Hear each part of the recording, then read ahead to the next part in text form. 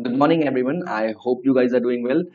सो आज हम टॉपिक लेके आए हैं सर। जैसा आप लोग जानते हैं कि डिफरेंट डिफरेंट स्टेट्स में क्या हुआ है, पेट्रोल के प्राइसेस जो है बहुत ज़्यादा बढ़ गए हैं। ठीक है, एक मिडिल क्लास आदमी के लिए इतना प्राइस देना मतलब जो रेगुलरली ट्रेवल करता है बहुत ही मुश्किल पड़ रहा है। तो एक डिमांड हमारे पास आई है कि ये पेट्रोल और डीजल को जो है आप जीएसटी के अंदर ले आइए। तो इसके क्या इम्प्लीकेशंस हैं, ठीक है, इसके क्या फायदे हैं, इसके क्या नुकसान हैं, इसके बारे में हम पूरा पढ़ेंगे। चलिए, तो आगे बढ़ने से पहले मैं आपको कुछ चीजें बता देता हूँ कि मेरा नाम है निशांत मैनाली। ठीक है, और ये मेरा चैनल है मैनाली मेड इजी। तो अगर आपको ये वीडियो अच्छा लगता है तो प्लीज लाइक एंड सब्सक्राइब। ठीक है, चलिए हम आगे बढ़ते हैं। सबसे पहले पेट्रोल के बेसिक्स में आऊंगा सर मैं। ठीक है, वीडियो बहुत लंबा नहीं होगा, लेकिन मैं शुरुआत करूंगा बेसिक से। ठीक है, कि बेसिक्स आपके लिए कैसे पेट्रोल के प्राइसेस कैसे कैसे वेरी करते हैं, डिफरेंट डिफरेंट स्टेट्स में पेट्रोल के प्राइसेस अलग अलग कैसे होते हैं, इस सब में हम बड़े ही विस्तार से चर्चा करेंगे। छोटा सेशन होगा लेकिन बहुत ही क्वालिटी वाला होगा। ठीक है, तो चलिए हम आगे बढ़ते हैं। देखिए, सबसे पहले क्या हुआ है ना सर, देखिए दो ग्रुप्स हैं। एक है OPEC, organizations of petroleum exporting countries, OPEC, और एक ओपेक प्लस है। ओपेक का जो हेड है वो है सऊदी अरेबिया, और ओपेक प्लस का जो हेड है वो है रशिया। ठीक है, तो ओपेक और ओपेक प्लस के बारे में आपको पता होना चाहिए। सिंस आप अगर यूपीएससी की तैयारी कर रहे हैं तो उसके बारे में आपको पता होना चाहिए। पूरे वर्ल्ड में ना जितना भी पेट्रोलियम का जो प्रोडक्शन है वो कौन रेगुलेट करता है, अगर मैं ऐसा बोलूं तो वो ओपेक के देश या ओपेक प्लस के देश करते हैं। और अभी क्या हुआ है ना, जैसे आप जानते हैं कि पेट्रोल के प्राइसेस जो है घट गए हैं। जैसे आप जानते हैं कि पेट्रोल के जो, इंडिया में नहीं कह रहा हूं मैं, तो बाहर से इंडिया में पेट्रोल आ रहा है, उसके जो पर बैरल डॉलर एक्स पर बैरल जो हम कहते हैं, जो इंडिया में पेट्रोल आ रहा है उसके प्राइसेस जो है घट गए हैं। इससे क्या हुआ है, इन लोगों को नुकसान हो रहा है। नुकसान क्यों हो रहा है? क्योंकि पेट्रोल को निकालने की लागत जो होती है वो महंगी है, वो ज्यादा खर्चीली है। तो उनके जो प्राइस है या उनके जो निकालने की लागत है वो भी रिकवर नहीं हो पा रही है। तो इन्होंने कहा है कि हम लोग क्या करते हैं, हम लोग प्रोडक्शन को कम कर देंगे, हम लोग प्रोडक्शन को कम कर देंगे, डिमांड तो उतनी ही रहेगी, जिससे प्राइस क्या होगा, प्राइस बढ़ जाएगा सर। सिंपल इकोनॉमिक्स है, डिमांड सेम है, प्रोडक्शन हमने कम कर दिया है, एंड प्राइस उससे क्या होगा, प्राइस आपका बढ़ जाएगा।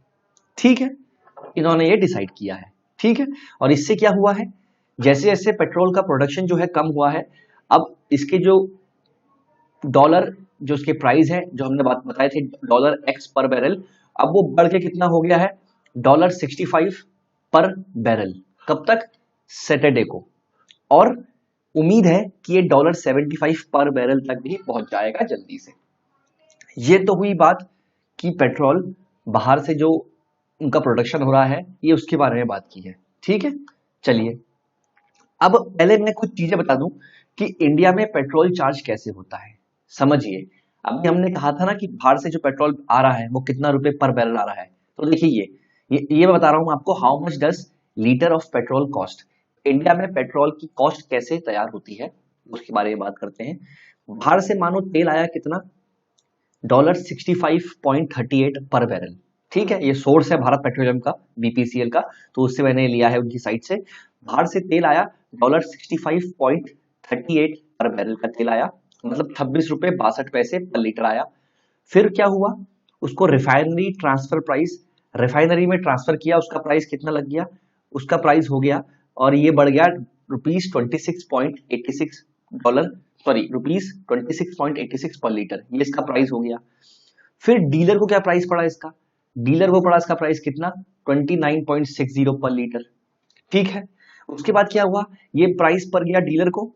फिर सेंटर ने लगाया उस पर उत्पाद शुल्क, मतलब एक्साइज ड्यूटी। वो कितना लगाया, वो लगाया 21.48 पर लीटर। सेंटर ने लगाया इस पे उत्पाद शुल्क मतलब एक्साइज ड्यूटी, वो कितना है 21.48 पर लीटर। तो प्राइस कितना हो गया अल्टीमेटली 51.8 पर लीटर। कहां से शुरू हुआ था, 26.62 पर लीटर, और यहां तक कितना पहुंच गया 51.8 पर लीटर। अभी भी समाप्त नहीं हुआ है, आप बने रहिएगा। इसके बाद क्या हुआ है, इसके बाद डीलर का मार्जिन आता है कि डीलर के भाई, जो पेट्रोल डीलर है उसको जो प्रॉफिट होगा तो उसको अपना प्रॉफिट लेता है 2.58 पर लीटर, और प्राइस कितना हो गया है 53.66 पर लीटर। ठीक है, 26 से शुरू हुआ है, 56 पहुंच गया है। फिर समझिए हर एक स्टेट अपना अपना वैट लगाता है। डिफरेंट स्टेट का डिफरेंट वैट होता है जो इन पेट्रोल पे लगता है।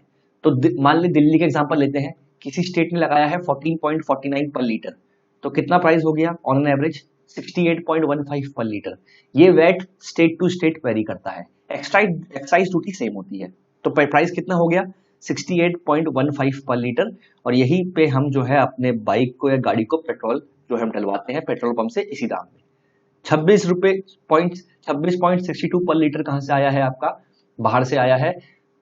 हर एक लेवल पे हमने टैक्स लगाया अल्टीमेटली कितना पहुंच गया 68.15 पर लीटर। तो ये इतना बड़ा जो है आपका पूरा स्टेप है जो एक पेट्रोल फॉलो करता है, या जो पेट्रोल जो हम गाड़ी में यूज करते हैं वो इतनी जगहों से होते हुए आता है। इसको और सिंप्लीफाई करते हैं, ये हमने लिया है इंडियन ऑयल कॉर्पोरेशन की साइड से। समझिए 33 क्या है, ये ग्रीन में क्या है, डीलर को इतना चार्ज हुआ है, कितना चार्ज हुआ है 33.91, मतलब डीलर जो है उसे इतने में मिला है। मतलब ट्रांसपोर्टेशन कॉस्ट और ये सब रिफाइनरी कॉस्ट सब हटा के जो डीलर के पास पेट्रोल पहुंचा है सब कुछ हटा के, मतलब मान लीजिए ये बैरल विदेश से, मान लीजिए विदेश से इंडिया में आया, ठीक है, ये मान लीजिए यूएसए से इंडिया में आया, ट्रांसपोर्टेशन कॉस्ट हो गई, रिफाइनरी में ले गए उसकी कॉस्ट हो गई, और कितने बैरल में आया वो सब मिला के हम मान लेते हैं कि 33.91 रुपीज पर लीटर ये डीलर के पास पहुंच गया, जो डीलर है उसके पास ही पहुंच गया। फिर उस पर लगाएगा आपका स्टेट सेंटर क्या लगाएगा, उत्पाद शुल्क मतलब एक्साइज ड्यूटी, वो कितनी लग गई 19.98। उसके बाद लगाएगा सर स्टेट अपना टैक्स लगाएगा, स्टेट का वेट जो वेरी करता है डिफरेंट, यहाँ 15 मान लिया। आप परसेंटेज देखिए कितना परसेंट है। अगर मैं इसकी बात करूं तो 50% से ऊपर लग रहा है इसमें एक्साइज ड्यूटी, और इसी में लग रहा है 50% के अप्रोक्सीमेटली क्या लग रही है, स्टेट का वेट लग रहा है। जोड़ लीजिए, देन उसमें डीलर का कमीशन जोड़ लीजिए, एंड देन ये हमारा रिटेल प्राइस आता है जिसमें हम पेट्रोल डलवाते हैं अपनी गाड़ी में या अपनी बाइक में। मतलब कितना टैक्स लग रहा है, इफेक्टिव टैक्स रेट कितना है 105% पेट्रोल में। The same goes with diesel as well. फिर मैं कह रहा हूं ये वेट जो है वेरी करता है। तो आई गेस ये थोड़ी पिक्चर और क्लियर हुई होगी। अगर इससे भी नहीं हुई है तो तीसरा देख लेते हैं, शायद इसमें आपको मजा आ जाए, शायद इसमें आपको मजा आ जाए। कैसे, क्रूड ऑयल प्राइसेस देखिए बात करते हैं। ये इन्होंने कहा है इंडियन रुपीस में दिया है, रुपी यहां से देखिए ये क्रूड ऑयल प्राइसेस है, ये इंडिया में आया, ओशियन ट्रांसपोर्टेशन चार्ज हो गया, देन रिफाइनरी का ट्रांसपोर्ट प्राइस हो गया कि रिफाइनरी में जाएगा वहां तक का ट्रांसपोर्ट प्राइस हो गया। तो ये तीनों तो सर लगने ही लगने हैं, ये 1 ये 2 और ये 3, ये तो अनिवार्य है क्योंकि विदेश से यहाँ पेट्रोल आता है तो कितना चार्ज होगा उसका ट्रांसपोर्टेशन कॉस्ट वो जुड़ेगा, रिफाइनरी तक ये जाएगा वो जुड़ेगा, तो ये 3 तो जुड़ने हैं। इसके बाद डीलर को कितना चार्ज हुआ है, इसके बाद डीलर को चार्ज हुआ है आपका जितना भी मान लीजिए ये चार्ज हुआ है, उसके बाद उसमें क्या लग गया है, स्टेट का उत्पाद शुल्क लग गया है, देन डीलर की कमीशन आ गई है, देन स्टेट का वैट लग गया है। ये स्टेट की बाउंड्री है, हर स्टेट का अपना अपना वैट होता है, ये स्टेट का वैट लग गया और ये कंज्यूमर को चार्ज हो गया। समझ में आया सर आपके या नहीं आया?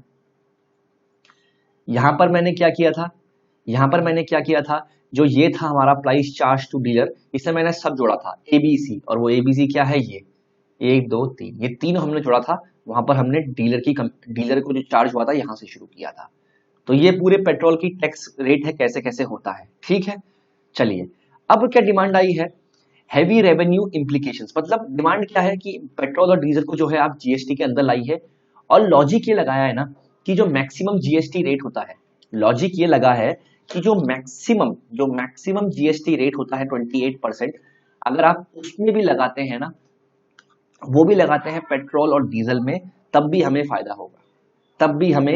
फायदा होगा, ठीक है। ये मैं नहीं कह रहा हूं, ये एक रिपोर्ट है। ये रिपोर्ट कहां से आई है इसके बारे में देखते हैं पहले। ये एक रिपोर्ट है, एक मिनट दीजिएगा, ये देखिए ये रिपोर्ट है, fuel price to drop if brought under GST. SBI की रिसर्च टीम ने एक रिपोर्ट निकाली है, उसमें इन्होंने बताया है, शक्तिकांत दास जो गवर्नर है उन्होंने कहा है कि कुछ स्टेट पे तो 100 पर लीटर के मार्क को क्रॉस कर दिया है और हमें जो है इसके दाम को कम करना पड़ेगा। अब देखिए इन्होंने एक वो दिया है, क्या कहते हैं, केस स्टडी लिया है। अगर हम पेट्रोल और डीजल को अंडर जीएसटी रिजाइन लाएंगे तो इससे क्या होगा, थोड़ा तो रेवेन्यू लॉस होगा, थोड़ा जो है रेवेन्यू लॉस होगा, लगभग 1 लाख करोड़ साल में किसी सेंटर को, और स्टेट को भी थोड़ा सा लॉस होगा, ये एसबीआई की रिसर्च टीम कह रही है। लेकिन इससे फायदा किसे होगा, आम आदमी को। कैसे, मान लेते हैं कि जीएसटी रेट 28 है, उसमें आपने सेस लगा दिया 30 रुपए पेट्रोल में, 20 रुपए डीजल में लगा दिए हैं। मान लीजिए बाहर से क्रूड ऑयल के प्राइसेस कितने हैं, ₹60 पर बैरल, ट्रांसपोर्टेशन कॉस्ट भी लगा ली हमने सर दोनों में, पेट्रोल डीजल में। तब क्या होगा जी, मतलब इन शॉर्ट पूरा तो आपको पता लग गया कि पेट्रोल के प्राइसेस कैसे लगते हैं, ये पूरा आपको पता है कि ये क्रूड ऑयल प्राइसेस है, ये ट्रांसपोर्टेशन कॉस्ट है, ये रिफाइनरी में ले जाने का प्राइस है, ये प्राइस चार्ज टू डीलर है, ये एक्साइज ड्यूटी है, ये डीलर कमीशन है, ये स्टेट का वैट है। ये सब तो आपको समझ में आ गया। तो इस सिंपल इस चीज को काटते हुए, अब तो हम लोग समझदार हो ही चुके हैं, इस चीज को काटते हुए सिंपल से स्टेट ये कह रहा है, आरबीआई सॉरी एसबीआई ये कह रहा है कि अगर हम 28% जीएसटी चार्ज करते हैं और सारे आंकड़ों को हम लगाते हैं तो लगभग पेट्रोल और डीजल का प्राइस जो बाहर आएगा वो आएगा 75 एंड 68 पर लीटर। और अभी कितना चल रहा है आप खुद सोचिए, अभी कितना चल रहा है आप खुद सोचिए। और सेंटर और स्टेट का जो पेट्रोल का प्राइस आएगा, सॉरी पेट्रोल और डीजल का जो प्राइस आएगा वो आएगा 75 rupees per litre and 68 rupees per litre, अगर हम मैक्सिमम जीएसटी अप्लाई करते हैं जो कि 28% है। और इससे अगर मैं लॉस की बात करूं तो लगभग 1 लाख करोड़ जो है लॉस होगा किसे, सेंटर को, उनके एक्साइज ड्यूटी में, जो कि 0.4% है आपका जीडीपी का, और स्टेट्स को अराउंड लॉस होगा 30,000 करोड़। ठीक है, अब समझिए सर, जीएसटी मतलब क्या हुआ ना, सब टैक्स को, जीएसटी मतलब क्या हुआ कि सब टैक्स को, जितने भी टैक्स है हमारे पास, ये सारे टैक्स को एक साथ में कंबाइन करें, इन सारे टैक्स को एक साथ में कंबाइन करें और एक टैक्स निकाल दें जीएसटी। इससे क्या होगा, स्टेट का कुछ अपना रेवेन्यू नहीं होगा। फॉर एग्जांपल अभी कोरोना आया, स्टेट ने वैट बढ़ा दिया, स्टेट ने वैट बढ़ा दिया, इससे क्या होगा, स्टेट की एक्स्ट्रा इनकम आ गई। लेकिन हर चीज को अगर आप जीएसटी के अंदर दायरे में ले आएंगे तो कल के दिन में स्टेट में अगर कोई भी आपदा आती है तो स्टेट को सेंटर के आगे ही हाथ फैलाना पड़ेगा।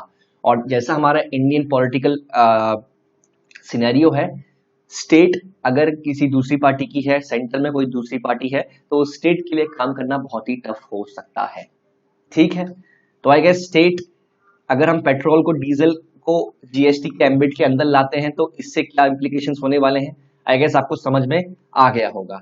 और ये थोड़ा सा मैंने चार्ट बनाया है, फ्यूल प्राइसेस में जो एक्साइज ड्यूटी सेंटर कलेक्ट कर रहा है 2015 से 2020 के बीच में रुपीस लाख करोड़ में है, देखिए 1.78 लाख करोड़, 2.43, और 2020 में कितना किया हमने, 3 लाख करोड़। वहीं वैट की बात करते हैं तो देखिए स्टेट ने 1.43, 1.66, 1.86 लाख करोड़, अब जीएसटी आ गया था, फिर देखिए स्टेट ने वैट जो है बढ़ाना शुरू कर दिया, क्योंकि स्टेट का वैट से ही स्टेट की आमदनी निकल सकती है। ठीक है, अब पहला क्वेश्चन आपके लिए, कौन कौन से आइटम हैं, कौन कौन से वस्तुएं हैं जो जीएसटी के एम्बिट में नहीं है। दो के नाम मैं ले रहा हूं, बाकी आप बताइएगा। एक तो अभी आपका पेट्रोल डीजल है, या पीओएल प्रोडक्ट्स कहते हैं, petroleum oil and lubricant products. ठीक है, दूसरा आपका कौन सा है, एल्कोहल है, और बताइए 3-4 और हैं, उसके बारे में कमेंट में लिखिएगा। और अगर आपको ये सेशन अच्छा लगता है तो please to like, share and subscribe. ठीक है, चलिए तब तक के लिए मुझे आज्ञा दीजिए, अगली बार मिलते हैं, स्टे ट्यून्ड, बाय।